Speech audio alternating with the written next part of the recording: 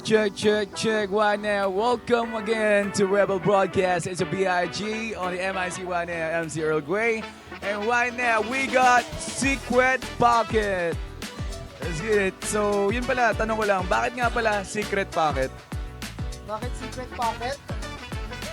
Usually, hindi namin talaga sinasabi, no? Pero, sabihin ko na rin. Started from the bathroom, now we here. That's it. If you know, you know. If you know, you know. Okay. Yeah. So, ano pala yung mga parang past experiences nyo na naging tulay para maging magkakasama kayo ngayon? Okay, exactly 1 year ago, 2 years ago, nagkaroon kami ng isang birthday gig sa The Cab, sa bar ni Jaro. Nandun lahat ng Midas boys. So, shout out to Midas Nightlife, Nick Hernandez, all my boys and girls there. Nagkaroon kami ng birthday gig. Tapos, nung time na yon, meron kasi kaming mga pinagpapasapasahan na hat. Yung hat na yon may secret pocket. Doon kasi nakalagay yung mga USB namin. So yung USB na yon, pinagpapasapasahan namin yon tuwing pupunta kami ng booth.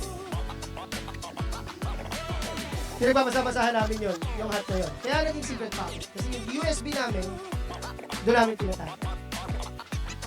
Wala break up. Hinahanap namin. May reward kung sino mapagbalik.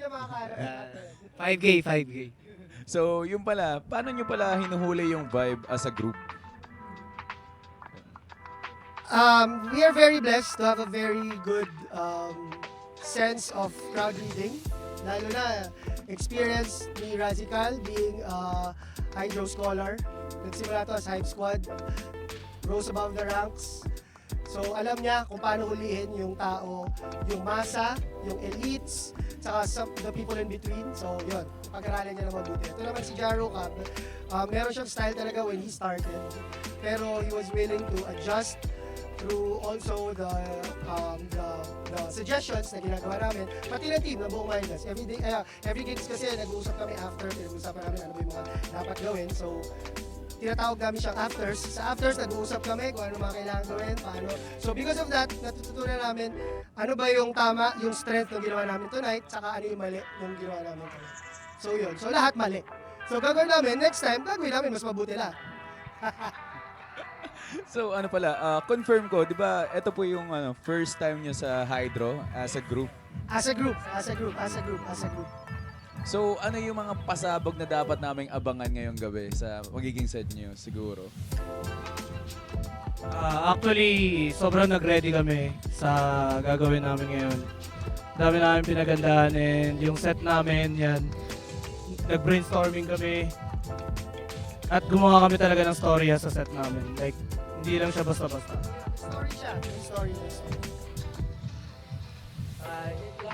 Ilang araw natin ginawa yan? 3 months. 3 months namin prepare. Actually, 3 months kami Prepare.